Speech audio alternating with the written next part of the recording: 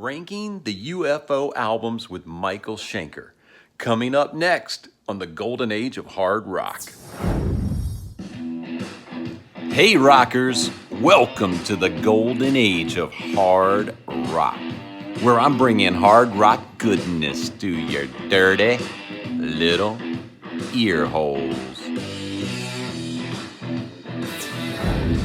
Guys, I'm just a few days away from going to see Michael Schenker at the Tally Ho in Leesburg, Virginia.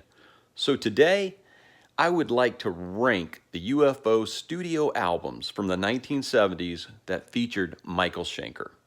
There are a total of 5 studio albums from the 70s. I'm not going to include 1979's masterpiece, Strangers in the Night, because first, come on, it's one of the best damn live albums ever made, period.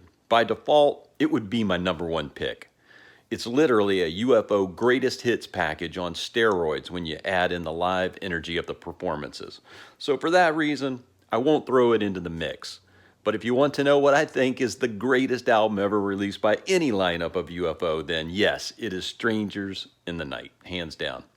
I'm also not going to include the 3 albums that Michael returned for later, one in 1995 titled Walk on Water, that technically was only released in Japan, which is an album that I do like, but for me it would still fall behind all of the 70s output.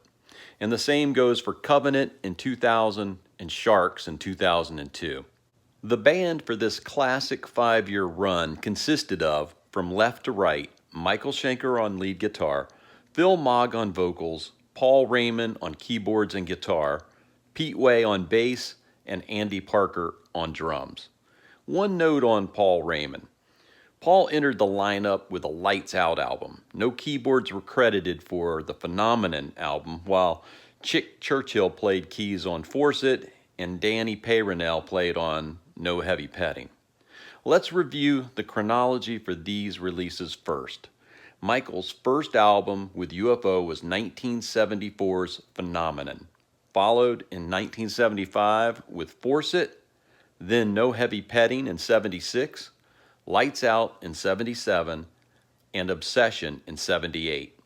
I've done a complete video on the Obsession album, and I'll leave a link at the end of this video if you're interested in taking a deeper look at that. When you think about it for a second, the bulk of what Michael Schenker would imprint into our hard rock loving brains was done before Eddie Van Halen turned the world upside down. In fact, Eddie was being introduced to the world of hard rock just as Michael was checking out of UFO. So let's take a look at how these 5 albums did on Billboard's album charts for the United States. Lights Out is the clear winner, making it to number 23.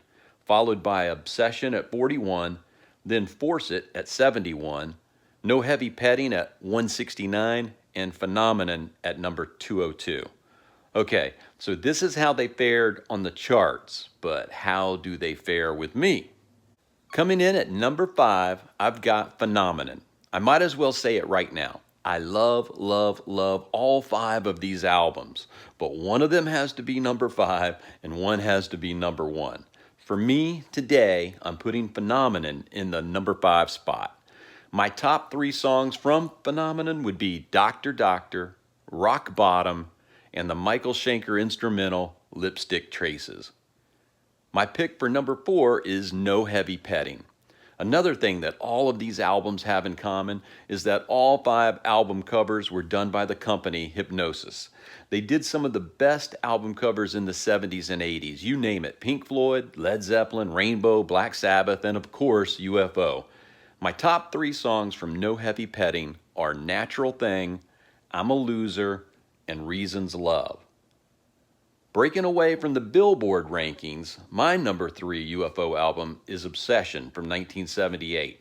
I honestly love this album, so everything from here on out, in my opinion, is all deserving of 5 stars. My top 3 would have to include the anthem Only You Can Rock Me, the crowd-pleasing Pack It Up and Go, and Born to Lose. My pick for number 2 is Force It from 1975 with its controversial cover. Violence has always been perfectly fine in America, but sexuality, not so much.